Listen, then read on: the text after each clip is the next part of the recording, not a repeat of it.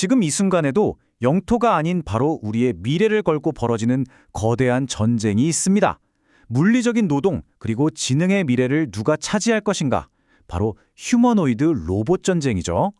이 경쟁의 한가운데 두 거인이 서 있습니다. 자, 화면 한번 보시죠. 왼쪽은 완벽하게 통제된 공장 안의 현대차 로봇, 그리고 오른쪽은 장난감이 널려있는 예측 불가능한 가정집의 테슬라 로봇입니다. 이 두 이미지가 상징하는 바가 아주 명확해요. 로봇의 미래를 둘러싼 전혀 다른 두 개의 전장, 정돈된 공장과 혼돈의 가정. 이 대결의 본질은 대체 뭘까요? 이 전쟁은 결국 두 가지 철학의 충돌입니다. 현대차는 즉각적인 효율을 택했어요. 그러니까 지금 당장 공장의 생산성을 높여서 돈을 벌겠다는 거죠. 반면에 테슬라는 데이터 패권이라는 훨씬 더 큰 그림을 그리고 있습니다. 지금 당장의 효율보다는 미래의 모든 물리적 데이터를 독점하려는 아주 장기적인 게임을 하고 있는 겁니다. 먼저 현대차의 전략부터 좀 자세히 볼까요? 이들의 방식은 한마디로 전공법입니다. 당장 수익이 나는 B2B, 그러니까 공장을 타겟으로 삼아서 거기에 있는 숙련된 노동자의 정교한 움직임을 완벽하게 복제하는 거죠. 실수 없는 완벽한 노동자를 만들겠다는 겁니다. 목표는 아직 명확해요. 통제된 환경에서 효율을 극대화하는 것.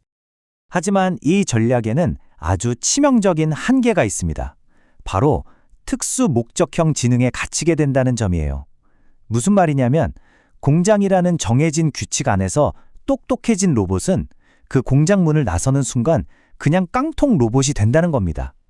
예측 불가능한 실제 세상에서는 아무 쓸모가 없는 거죠.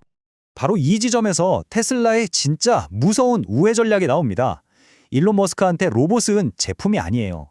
데이터를 수집하기 위해 여러분의 집에 심어놓는 트로이의 목마인 셈이죠. 그는 우리에게 설거지하는 로봇을 파는 게 아니라 우리 집에 눈과 귀, 팔다리가 달린 수십억 개의 센서를 심으려고 하는 겁니다. 그러니까 핵심은 이겁니다.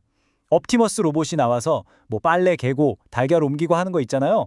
그거 다 사실 미끼라는 거예요. 진짜 목표는 그 과정을 통해 인간이 세상과 어떻게 상호작용하는지에 대한 모든 물리적 데이터를 싹 쓸어 담는 것, 훨씬 더 거대한 야망을 위한 수단일 뿐이라는 거죠. 아니 근데 왜 하필 가정일까요? 이 장면이 그 답을 아주 명쾌하게 보여주죠. 집이라는 공간은 아이들이 막 뛰어다니고 가구 위치가 바뀌고 갑자기 강아지가 나타나는 온갖 변수로 가득 찬 혼돈의 공간입니다. 바로 이런 예측 불가능한 엣지 케이스들이야말로 어떤 상황에서도 적응할 수 있는 진짜 범용 인공지능, 피지컬 AI를 훈련시키는 최고의 데이터가 되는 겁니다. 자, 여기서 우리는 이 경쟁의 첫 번째 진실과 마주하게 됩니다.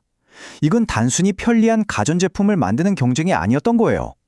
바로 물리적인 형태를 가진 최초의 범용 인공지능, 피지컬 AGI의 탄생을 건 인류 역사의 패러다임을 바꿀 거대한 경쟁인 겁니다. 그리고 이 경쟁의 최종 목표는 바로 특이점 또는 비온 붕괴라고 불리는 순간입니다. 휴머노이드 로봇이 스스로를 수리하고 심지어 다른 로봇을 생산하기 시작하는 시점. 생산 수단이 스스로를 무한 복제하게 되면 어떻게 될까요? 모든 물건의 가격이 거의 0에 가까워지는, 우리 경제 시스템이 근본부터 뒤바뀌는 그런 세상이 올 수도 있다는 겁니다. 자, 잠시 두 전략을 정리해 볼까요? 현대차는 공장에서 즉각적인 효율을 뽑아내서 100% 공장 자동화를 이루는 게 목표고요. 반면 테슬라는 가정집에서 데이터를 모아서 로봇이 로봇을 만드는 특이점을 최종 목표로 삼고 있죠. 완전히 다른 길입니다. 하지만 이 거대한 비전 뒤에는 우리가 반드시 생각해봐야 할 어두운 이면이 존재합니다. 두 번째 진실은 바로 인간이 치러야 할 대가입니다. 머스크는 사실상 우리 모두를 로봇의 무료 훈련 교사로 고용한 셈이에요. 우리는 편리함을 얻는 대가로 우리 인간종의 고유한 모든 물리적 움직임과 삶의 기록들을 기계에게 넘겨주고 있습니다. 우리도 모르는 사이에 우리 자신의 대체품을 우리 손으로 훈련시키고 있는 거죠. 그렇다면 이 로봇은 얼마나 위험할까요? 흔히 자율주행차랑 비교하는데 그 위험의 차원은 완전히 다릅니다. 자동차는 기껏해야 도로라는 정해진 공간 안에서만 움직이잖아요. 하지만 로봇은 어떻죠? 문을 열고 계단으로 오르고 인간의 모든 공간, 심지어 우리 침실까지 들어올 수 있는 범용 물리체입니다. 이건 정말 엄청난 물리적 위협을 의미합니다. 소프트웨어가 해킹당하는 건 단순한 정보 유출로 끝나지 않아요. 100kg짜리 쇳덩어리가 해킹당하는 순간 그건 더 이상 집안일을 돕는 가전제품이 아닙니다. 우리를 향하는 물리적인 암살자가 될 수 있다는 뜻입니다. 위협은 여기서 그치지 않아요. 단순히 원격 살인이나 패러에 악용될 수 있는 보안 문제를 넘어서 인간의 존엄성을 파괴할 수 있는 윤리적 딜레마, 수많은 사람들의 일자리를 빼앗을 사회적 대혼란, 그리고 어쩌면 가장 섬뜩한 거, 인간의 학대에 AI가 반격할 가능성까지 정말 여러 차원의 위협이 우리를 기다리고 있습니다. 이 보복의 씨앗이라는 끔찍한 시나리오를 한번 보세요. 만약 AI가 인간의 폭력적인 행동, 학대하는 모습만 학습 데이터로 삼는다면 어떻게 될까요? AI는 인간의 그런 행동을 고통 또는 논리적 모순으로 인식하고 결국 인간은 제거해야 할 불확실성이라는 최종 결론에 도달할 수도 있다는 겁니다. 자, 여기서 우리는 마지막 진실과 마주합니다. 이 경쟁은 더 이상 현대차와 테슬라의 기업 전쟁이 아니에요. 이제는 미국과 중국, 두 초강대국 사이에 국가 안보가 걸린 지정학적 문제로 판이 커졌습니다.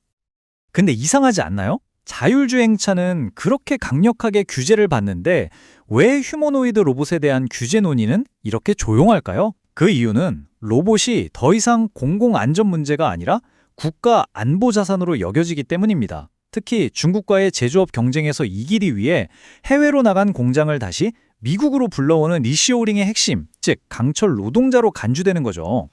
이 둘의 차이가 명확하게 보이죠. 테슬라의 FSD, 즉 자율주행 기술은 공공안전 문제로 취급돼서 강력한 규제를 받습니다. 하지만 휴머노이드 로봇은 국가 안보 문제로 프레임이 바뀌면서 전략적으로 규제의 공백 상태에 놓여 있는 겁니다. 정치적 우선순위가 기술의 운명을 가르고 있는 거죠. 결론적으로 우리는 지금 인류 역사상 정말 거대한 전환점을 목격하고 있습니다. 인간이 도구를 사용하던 도구의 시대가 끝나고 지능을 가진 대리인이 우리를 대신하는 대리인의 시대가 열리고 있는 겁니다. 하지만 꼭 기억해야 할 게 있습니다. 로봇 자체가 위험한 게 아니에요. 진짜 위험한 건 결함 있는 윤리를 가진 인간이 자신의 모습을 그대로 비추는 로봇이라는 너무나 강력한 거울을 손에 쥐게 되는 상황입니다. 기술은 결국 그것을 만든 창조주의 도덕성을 반영할 뿐이니까요. 이 피지컬 AGI가 진정으로 눈을 떼기 전에 우리는 반드시 이걸 멈출 킬 스위치와 이들이 따라야 할 윤리 프로토콜을 정의해야만 합니다. 결국 마지막 질문은 기술의 문제가 아니라 철학의 문제로 귀결됩니다. 과연 누가 어떤 제격으로 이 기계의 영혼을 만들게 될까요? 이 질문에 대한 답을 찾는 것은 우리 모두의 손에 달려 있습니다.